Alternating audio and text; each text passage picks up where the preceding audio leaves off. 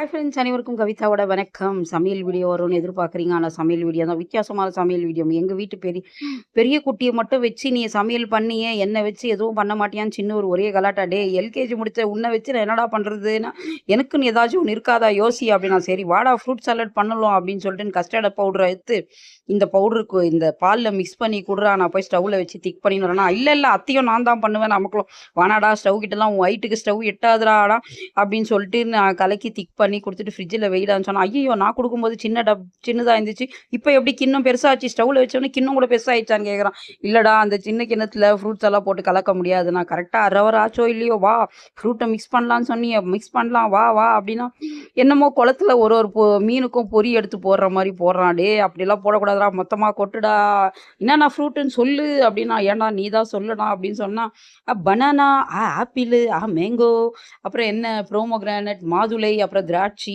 வாழைப்பழம், பேரிக்காய், இதுதான் இருந்துச்சு ஃப்ரெண்ட். வீட்டில் இருந்த பழத்தெல்லாம் போட்டு ஏதோ ஒன்று செஞ்சு அவன் கையால் அதுவும் செஞ்சால, அது ஒரு குஷி அவனுக்கு. வாடா மிக்ஸ் பண்ணுடா, கலக்கு கலக்கு கலக்குடா, அப்புறம் அதுக்கு ஏற்ற மாதிரி சர்க்கரையை போடுடா அப்படின்னு சொல்லிட்டுன்னு சர்க்கரை டப்பா எடுத்துன்னு வந்தா, சர்க்கரை டப்பாவில் ஒரு 4 ஸ்பூன் தான் இருந்துச்சு ஃப்ரெண்ட்ஸ். இது என்ன 4 ஸ்பூன் இருக்குது, இதெல்லாம் எனக்கு பத்தாது, ஸ்வீட் கம்மியாயிடும், இன்னும் கொஞ்சம் போடு.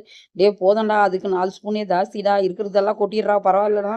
ஐயையோ அப்படியே டப்பாவோட கொட்டுடா, நான் கொட்டி கலக்கி ஏதாச்சும் சக்கரை கிக்கரை கம்மியாக இருக்கட்டும், உனக்கு இருக்கு, நாளைக்கு நீ நல்லாவே சமைச்சாலும் நாளைக்கு உனது கேவலமாகுதுன்னு சமையல் ரூம் சொல்லிடுவேன் சமையல் அப்படின்னு பயம் பண்ணிட்டான் ஃப்ரெண்ட்ஸ். என்ன சரி அரை ஹவர் ஆயிடுச்சு வா பார்க்கலான்னு கரெக்டாக பஞ்சு வச்ச மாதிரி அரை ஹவர் கூப்பிட்டு வந்துட்டு, நான் தான் எல்லாருக்கும் கொடுப்பேன் அப்படின்னு சொல்லிட்டு சாரே போனார், கப் எடுத்தாரு வச்சாரு, கப்பில் எல்லாத்தையும் போட்டு எல்லாருக்கும் கொடுத்துட்டு கூட மாட எல்லாத்தையும் செய்ய வச்ச எனக்கு கடைசியாக எத்தனை வந்து தரான் ஃப்ரெண்ட்ஸ்.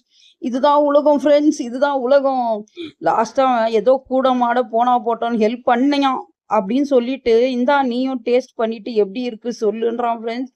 ஃபஸ்ட்டு எங்கள் வீட்டில் இருக்கிற எல்லாருக்கும் கொடுத்துட்டு லாஸ்ட்டாக என்கிட்ட வந்தான் ஃப்ரெண்ட்ஸ்.